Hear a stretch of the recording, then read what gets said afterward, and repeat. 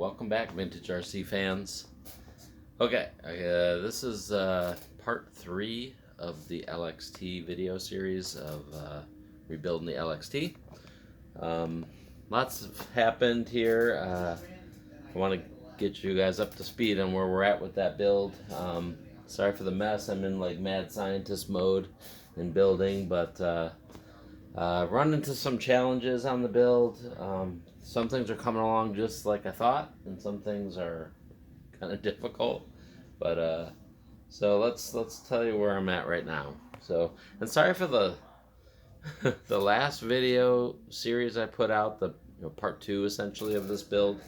Kind of jumped around a lot. I make these videos and just kind of plug them all together when there's enough content there to make a video, and then post it. And I gotta get better at like chronological order of things. But yeah, I gotta stop trying to predict what video you're gonna see next too, because I'm never right. I'm always like, hey, the next video should be this, and it never is. So I'm just gonna make content and put it out there, and I apologize for the order of things, but I'm trying to get better at that. But all right, so this is part 3 video of the LXT series. You can catch the 1 and 2 parts on YouTube already. But let's bring you up to speed of where we're at on the build. So here we go. So the LXT, we're going for the full Matt Francis kind of effect here. And some things, like I said, have come along awesome, and some things have been a struggle. So we've got a cool like overall build here. Again, sorry for the giant mess on the pit table, but so we've got a lot of red hardware everywhere. It's really cool. It's been fun kind of reinventing the kit a little bit and doing things that I think would be cool. I love the recessed flush hardware at the bottom of the shocks there. The carbon towers from Vintage RC on eBay.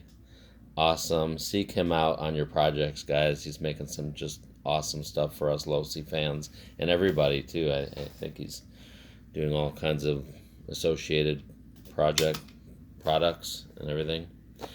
We were going with the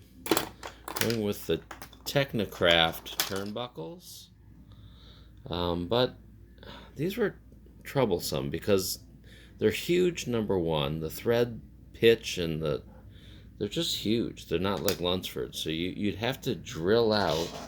I wanted to use the factory silver ball cups of the day, but they're not meant for those Technocraft tie rods. I was messing around. I had to drill one out quite a bit to get it to accept that big of a tie rod, and they're kind of like over length. As you see, like this last guy who built this truck has very short tie rods, tie rod ends on the kit. That's to try and deal with how long these tie rods are. So, all right, forget it. And I had some really cool gold. I don't know if you can tell that color. Maybe against black. Probably not. They're gold. Which is kind of a neat effect, because there's some gold bits along the way. I've got some titanium ball studs in here too, like back here. These are gold as well, so there's some red and gold kind of theme going on. I'm trying not to get too many colors involved, but so that's where I'm at there. I've got enough of these gold tie rods to do the rear end too. Got red bits all around. Got the red shock standoffs. Those are Trinity factory.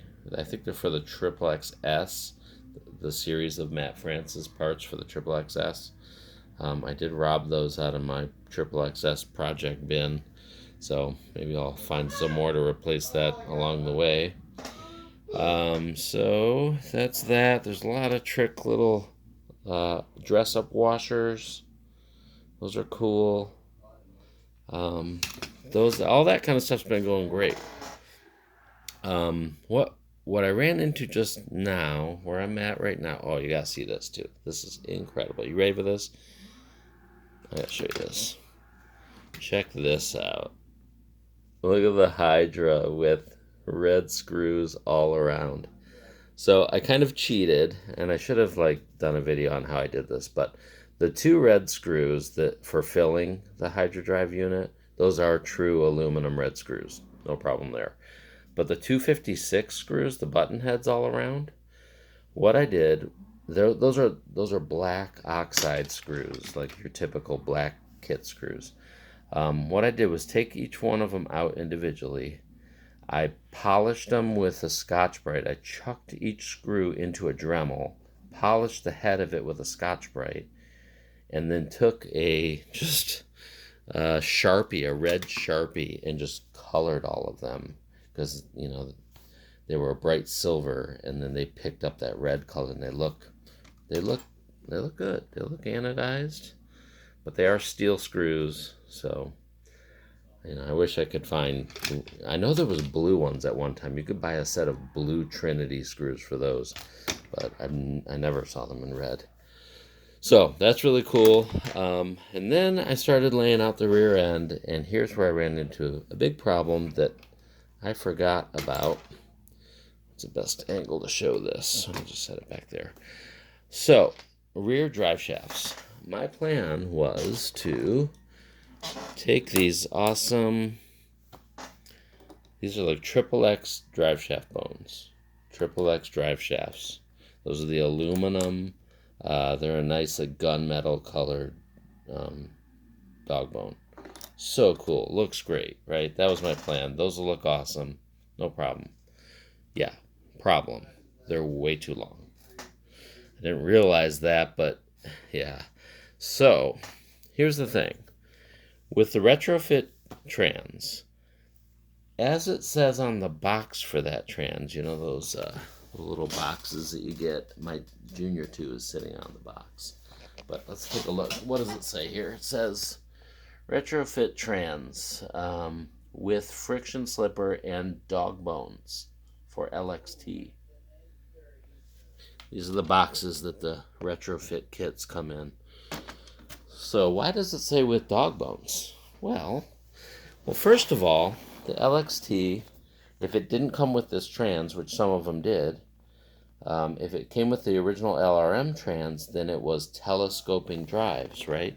It was the telescoping units. So the out drives of the old transmission aren't cups like that. They don't accept, drive shafts. So when you convert to this, you get new drive shafts that work with the LXT that now are a dog bone instead of a telescoping drive.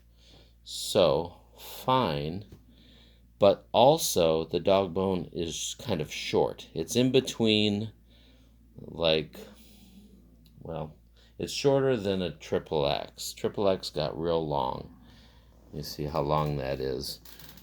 So there's two options to fix this. One, find some of those LXT sized dog bones, which I did find on eBay. There's a couple, but I found one for like $25, one drive shaft for $25, and then another one for $40 in another country or something. Big pain. So I started trying to figure out what other option there was. So there's also on the XXX, let's go to the library. Let's go. On the XXX spec kits, remember these? The spec. On the truck or buggy, they actually had telescoping drive shafts on these kits. So they're telescoping drive shafts because the out drives are meant for that. Go to this page.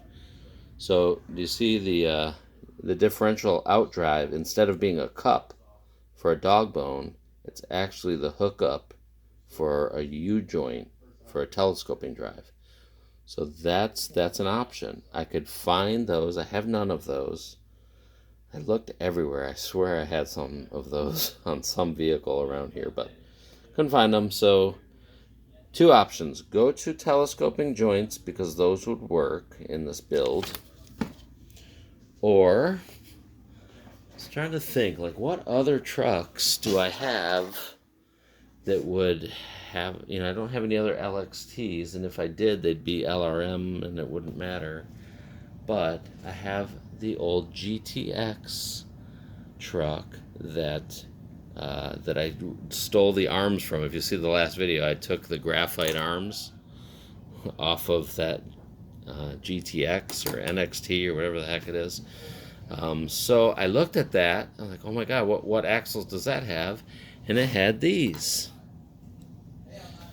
Had CVDs. So somebody had bought CVDs for it. So those are the right length.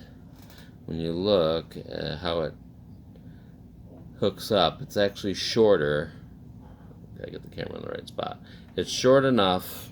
Trust me, I can't get the video right, but it's short enough, and that would make all the difference. And those will go in, and they'll be part of our build. And awesome. So that's what I'm going to do for that. Well, the Scotch-Brite's out for a good reason, because look at these things. They're crusty.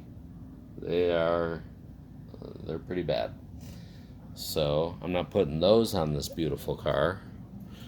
So I thought, why not chuck this end into a drill, spin it up with some Scotch-Brite, and turn these crusty old rusty axles into essentially shiny CVDs.